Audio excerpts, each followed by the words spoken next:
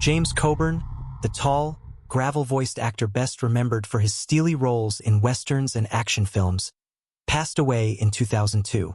After his death, his longtime Beverly Hills home, a modernist estate tucked away in the hills above Sunset Boulevard, eventually changed hands.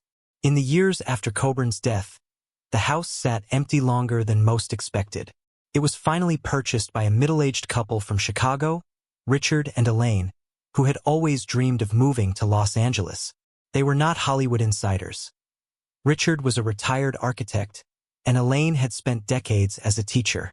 What attracted them to the property wasn't the legacy of its former owner, but the house itself, its sharp lines, open glass walls, and the quiet seclusion it offered.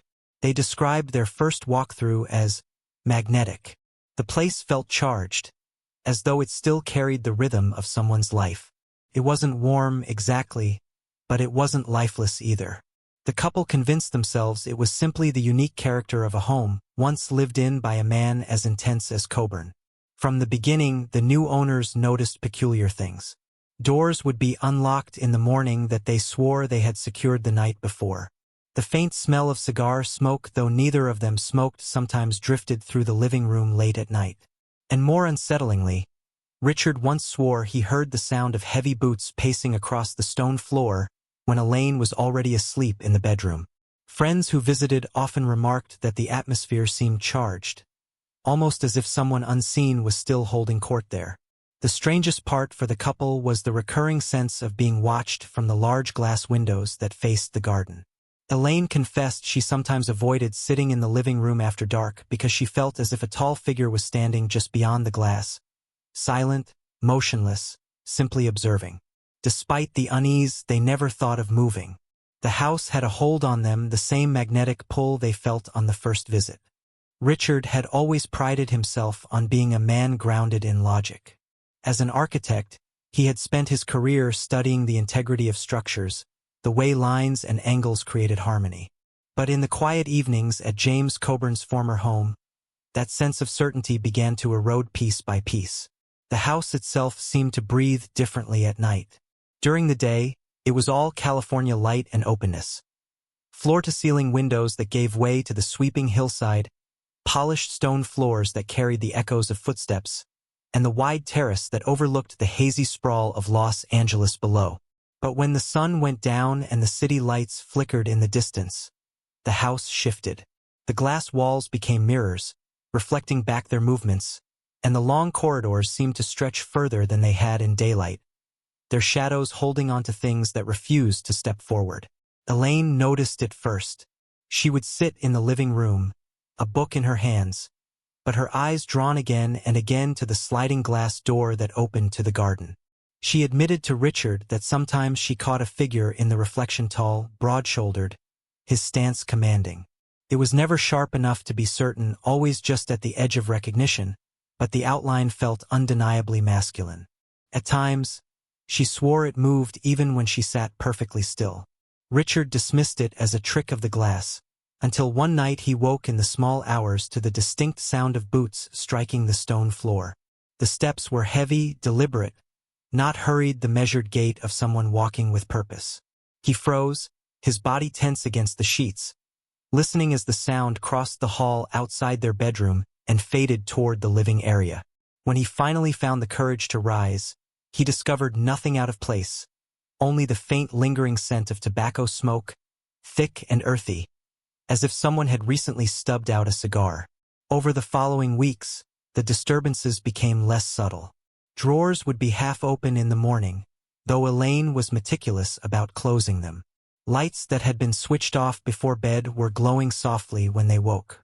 The air in the hallway sometimes felt heavy, as though it resisted their movement, and in the library, Coburn's old study, lined with dark wood and shelves still faintly marked where books once stood, a coldness hung that no California summer heat could chase away. It was there that Richard began to sense something more personal. While working on sketches at the desk, he often felt a pressure behind him, like a presence leaning over his shoulder. Once, when his pencil slipped from his fingers and rolled across the floor, he bent to retrieve it and glanced up at the polished cabinet.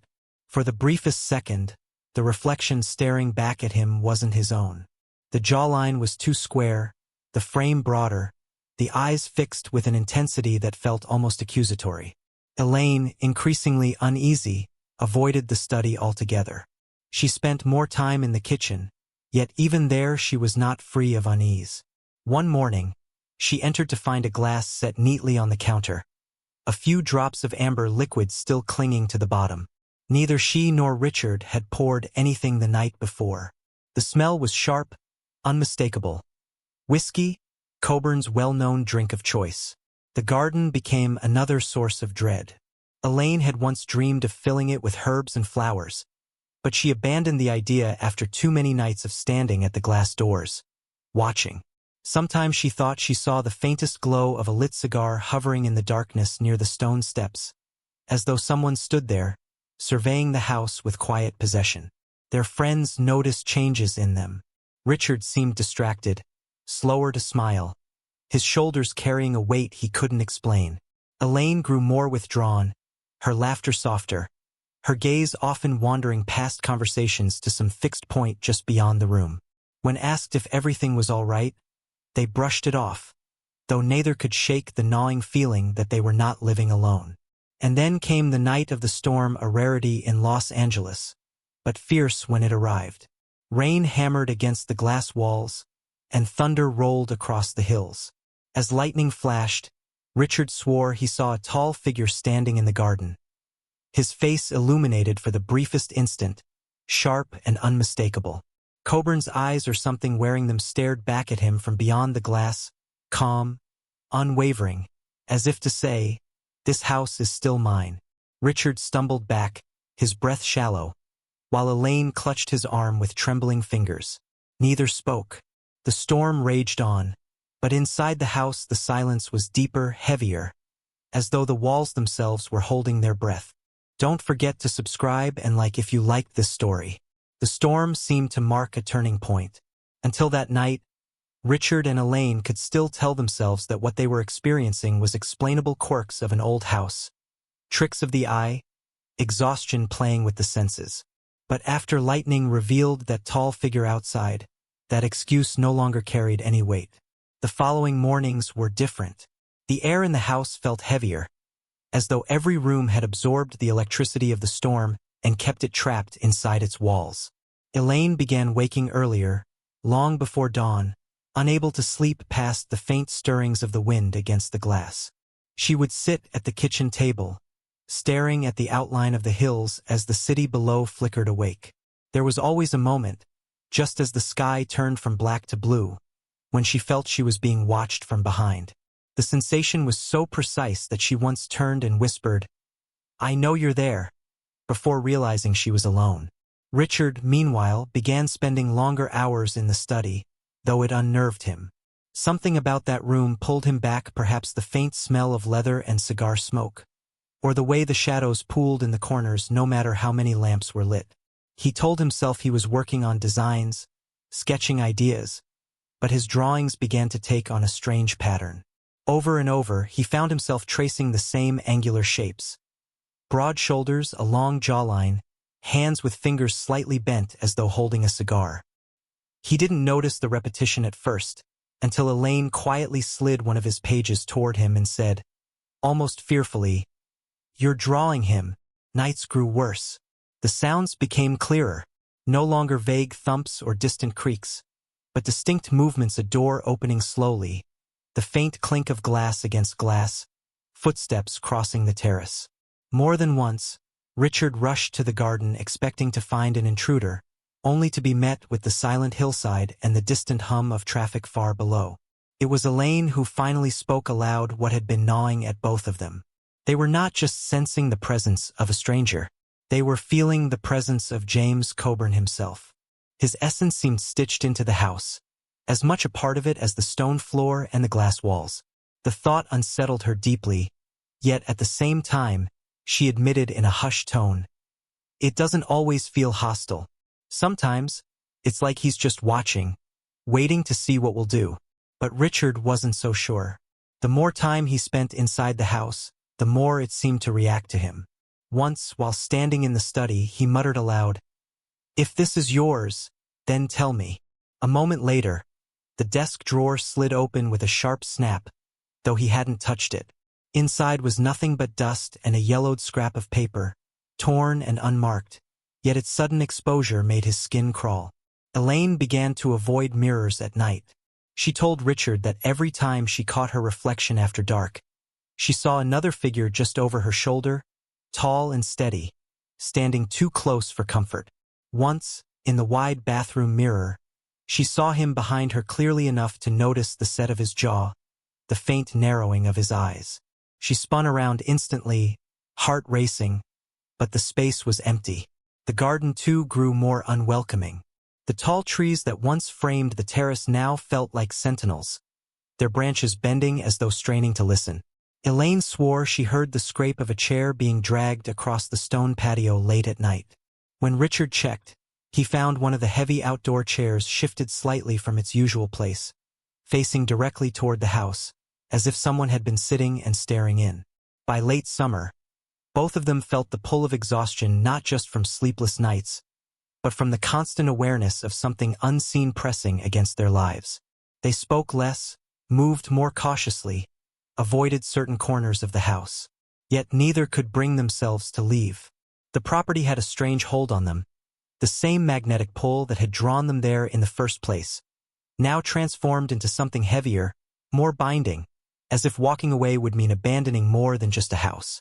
One evening, while Richard stood on the terrace looking out at the city lights, he caught the faintest flicker of motion beside him. He turned his head just enough to see the ember of a cigar glow and fade in the air, hanging at the level of his shoulder.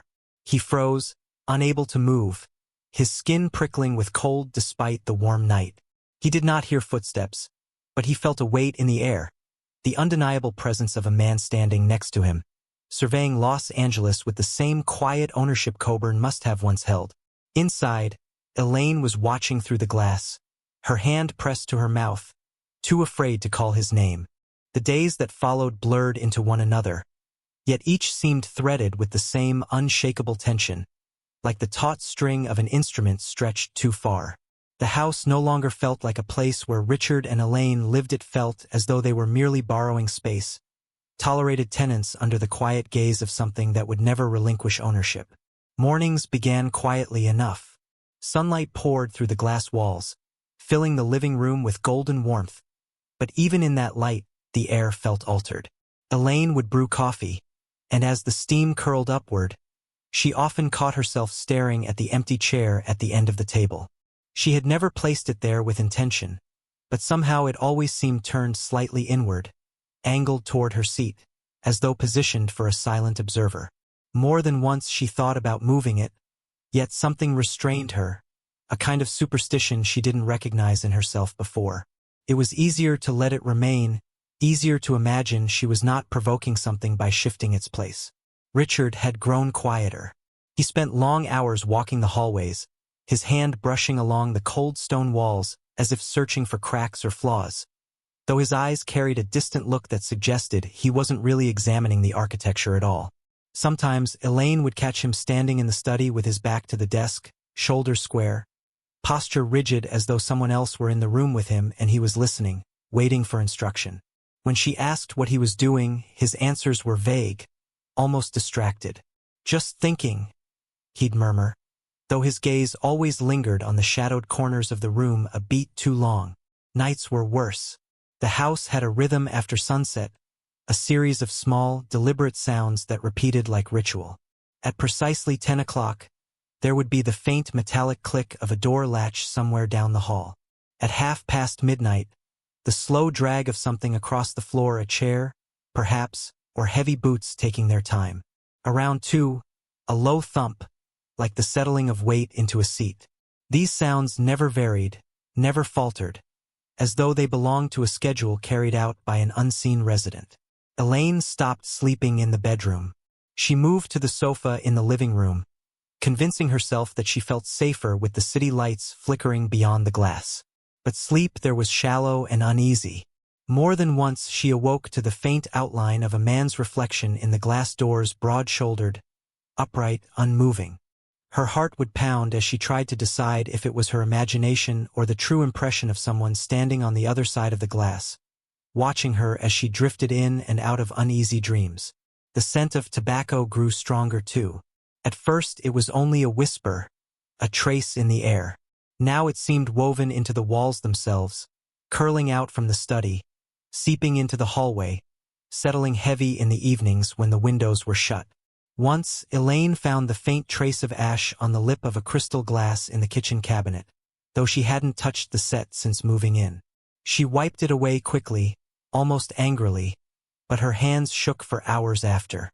Richard began speaking less to Elaine and more to himself. She would hear his low voice in the study, measured, almost conversational, though no one was there to answer. When she pressed him about it, he grew irritated, brushing her off with a sharpness that wasn't like him.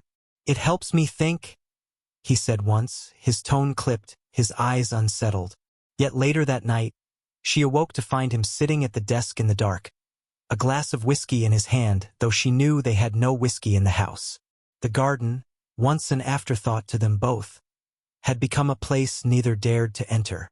The stone terrace was littered with fallen leaves and untouched furniture, but the atmosphere there was unmistakable, heavy with a presence.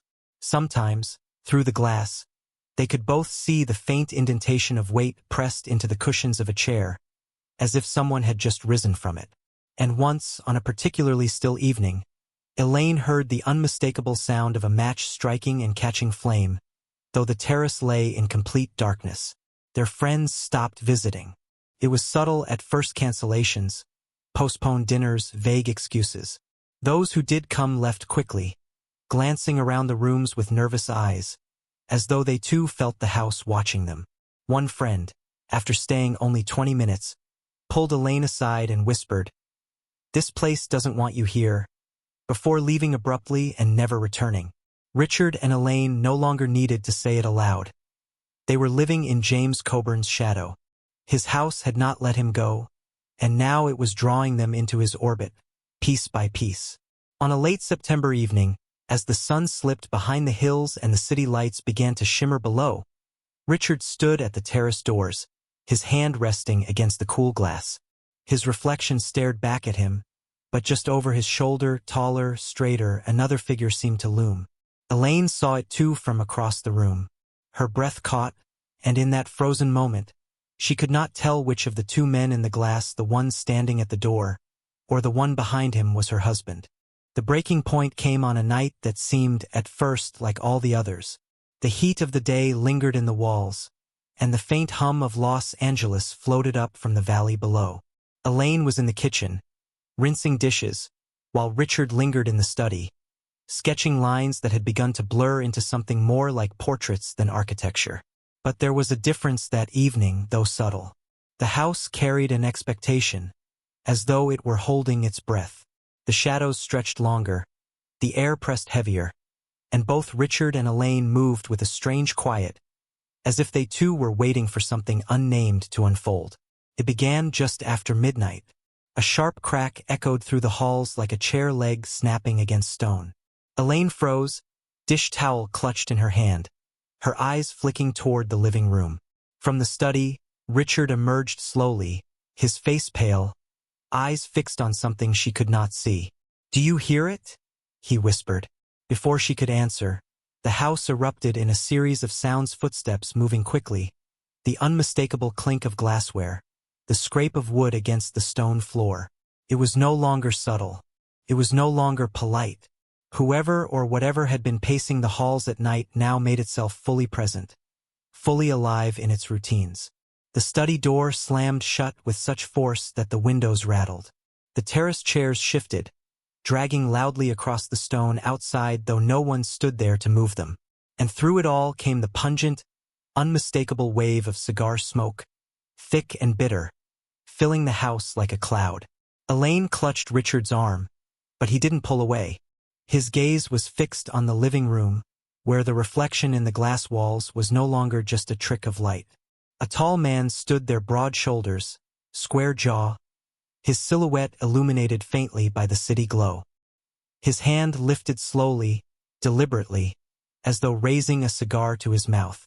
The ember flared once in the darkness before fading back to shadow. Richard whispered, almost reverently, "It's him." The figure did not move closer, but the sensation of ownership was overwhelming. Every inch of the house seemed to hum with it, as though the walls themselves were asserting a claim. The message was unspoken but undeniable. "This was never yours to begin with."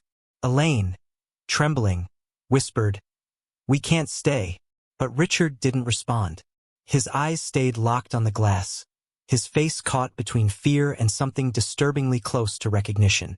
It was as if he understood what was expected of him, as if the presence had been waiting not to frighten them away but to draw him in. For a terrible moment, Elaine thought he might step forward and open the door, welcoming whatever stood outside. She pulled him back, her nails digging into his arm. "Richard, please." The lights flickered, plunging the house into near darkness. And in that instant, Elaine felt the oppressive weight of being surrounded not just by the figure at the glass, but by something in every corner, watching, listening, waiting. Her breath came shallow, her chest tight, and the certainty crashed over her if they stayed one more night, they would no longer belong to themselves. The next morning, with dawn pale against the hills, they packed what they could into their car. The house was silent, still as though satisfied. No footsteps echoed, no glass clinked, no smoke lingered in the air. Only an oppressive quiet, like the calm after a performance has ended and the stage has gone dark. As they drove away, Elaine dared one last look back. Through the wide glass walls, she thought she saw him, James Coburn, or the shadow of him standing tall in the study, his posture calm, his gaze fixed outward. The house seemed alive again, content, its true owner restored in spirit if not in body. Richard did not look back. He gripped the wheel tightly, his jaw set, his silence heavy. But weeks later, when Elaine found him sketching again at their temporary apartment, her blood ran cold. The lines were familiar. Broad shoulders, a square jaw, a cigar glowing faintly between two fingers. The house had let them leave, but it had not let them go. Don't forget to subscribe and like if you liked this story.